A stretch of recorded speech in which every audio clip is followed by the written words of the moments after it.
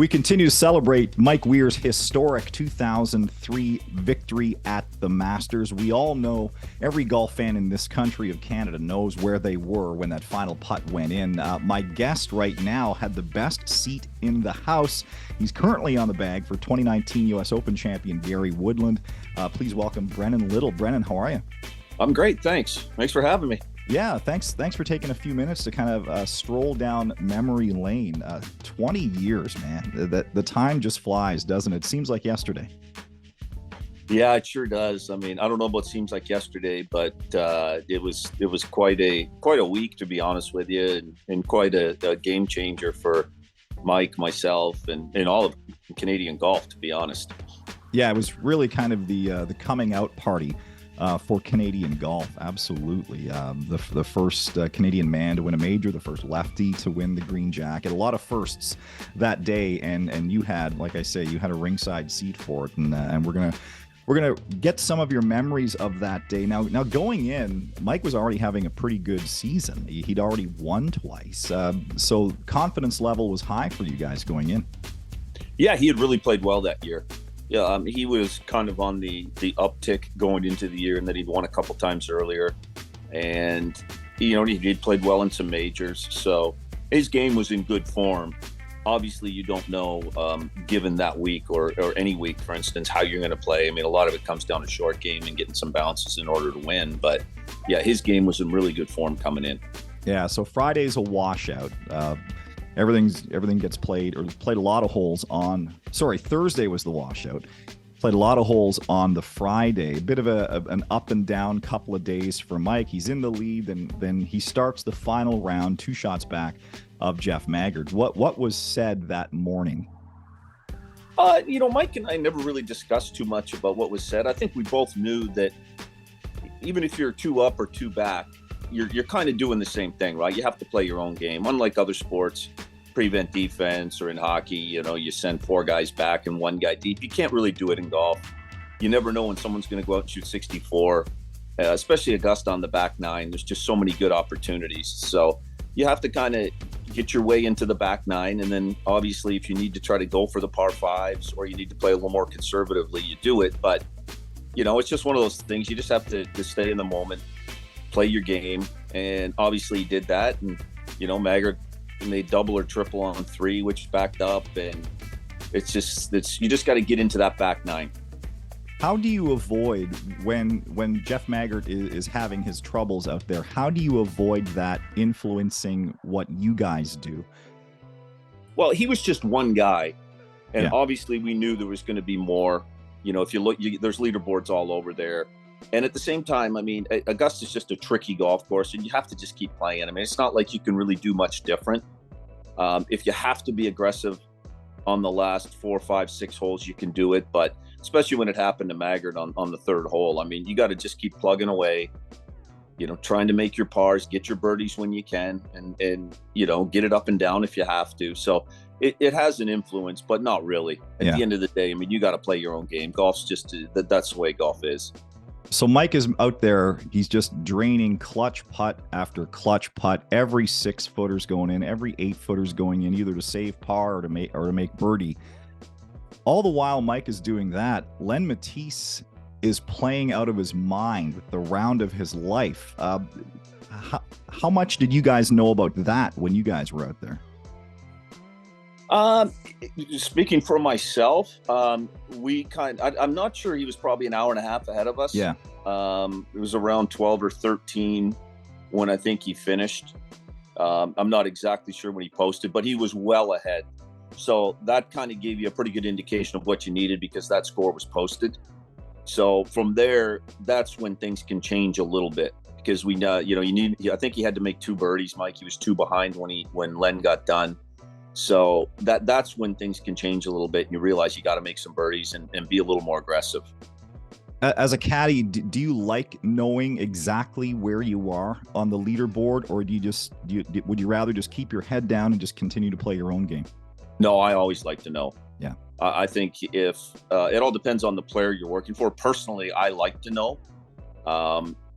And then a lot of times Mike and I, we might discuss it with 2-3 holes left, or obviously theirs a little different because the boards are so big and they're right in front of you.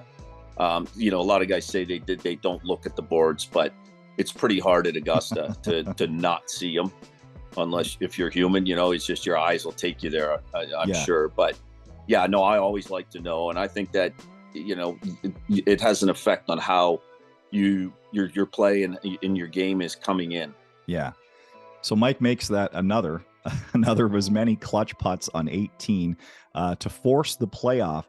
It was such a quick turnaround from 18 to 10. Was that an advantage for you guys? Because basically you just kept on playing, whereas Matisse had to sit and wait for a long time. I think it was a huge advantage. One, he made an unbelievable putt on 18. So you've got the adrenaline going there. Two, Len's got to sit around and think about going to a playoff, maybe winning the Masters. I'm sure that rolled through his mind a million times. You know, Mike misses that putt, he wins the tournament. Mike makes bogey on the last, he wins the tournament. So, you know, then he's got to go hit some balls and warm up. So mentally, his mind's got to just be spinning. Whereas Mike gets done, goes right to 10T. You know, he's already still in game mode, having to do what he did on the back nine. So I think it was a big advantage. I was talking to Len Matisse a few days ago, and I asked him what was said kind of on the tee of that playoff hole. He said, we didn't really have time to say anything other than play well. What did you and Mike talk about heading into the playoff? Yeah, same thing. I mean, we like to say we got done, signed the scorecard, and went over there. When it comes to a playoff, I mean, what can you say? I mean, we both know you both know what's there. Yeah. I mean, you got to get it in play first off the tee, and then obviously it changes a little bit depending on the shot which Len did hit. You know, then you're going to play a little more middle of the green. You know, giving yourself a good opportunity, trying to make 4. So, but there's nothing really to say. I mean, you know, you don't sit there and say, hey, you know, let's try to win this tournament and win the Masters. I mean, yeah, it's kind of obvious. Yeah. I mean, you know what's there. It's like going to overtime in hockey. Exactly. You know, it's the same thing. I mean, it's a lot easier, I will say, when you're in the moment. When I watch other sports, friends in golf, hockey, baseball, the Blue Jays, I get nervous. And yeah, I mean, when you're in the moment, it's like it's just happening, and I don't get nearly as nervous. Not that I don't get nervous, but it's just you're going with the flow, and you're in the game mode, compared to sitting back on the couch and watching, and that drives me bananas. So Mike makes that putt to win.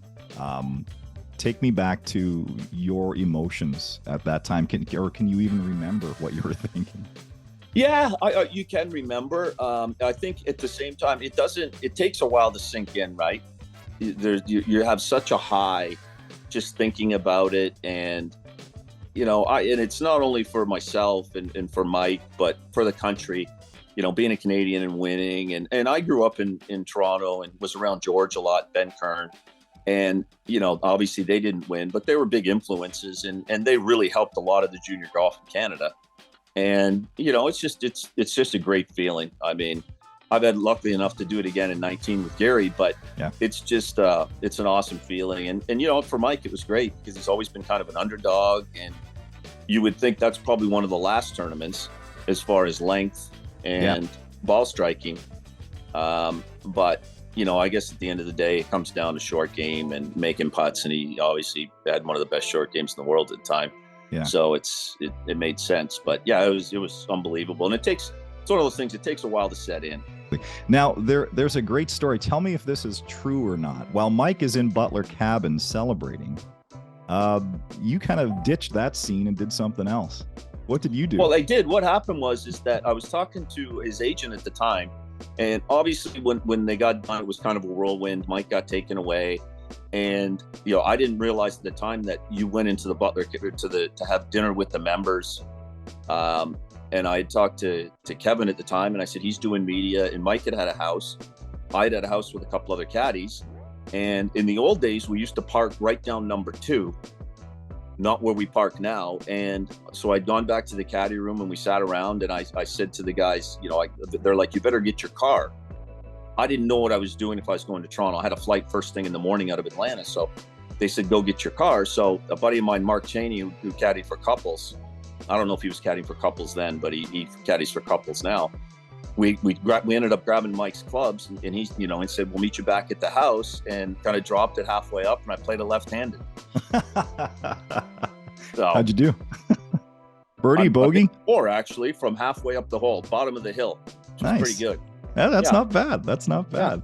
Well, that's a great story. So while he's in there, you know, getting you know, the big celebration, you're out using his clubs. That's awesome. Well, you know, it would have been great if I could have, if I didn't really know what the deal was. I'm sure we would have stayed around, but not known. Obviously, now realizing that the winners stay and have dinner, I would have stayed around. But, and I'm sure they could have got my car out. But it's a better story, though. Yeah, it is a much better story. I agree. We ended up going back to the house, and we had to wait for 2-3 hours until all the guys came back. Yeah, and then the party really started, right?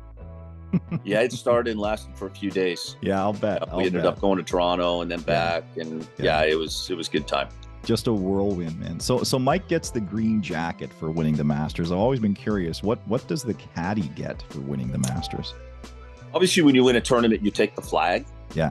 The flag itself, not the stick, I don't know what you call it, but so I took that, and then the guys in the caddy room gave me the number, the Weir name, and the little Augusta logo, and I always got Mike to sign the flags when he won, and that one's obviously a little bit bigger. I put them all in a little frame. Mike signed it, and you know, it's pretty cool. That's amazing. That's you were a part of one of the most important pieces of Canadian sports history. You had the best, like I said, you had the best seat in the house. And Brennan, thank you so much for spending a few minutes and reliving that day back in April of 2003. Yeah, anytime. And you know, I'll just say I think that was really a turning point for golf in Canada. Yeah. If you look now, there's probably 7-8 players that legitimately are good tour players' chances to win. And, you know, I think that was a big part of it when Mike, because obviously when you grow up, you don't really have a lot of people that you can look up to and say, this guy's a tour winner, this guy's won majors. And I think that was a real turning point for all the young kids. Absolutely, because up here we talk about the Vince Carter effect for basketball. Well, obviously this is the Mike Weir effect for golf, and you were a part of that. Yeah, well, I appreciate that. Thanks. And I will say that Canada Golf is in really good shape. I mean, we played with Svensson the other day. I was really impressed.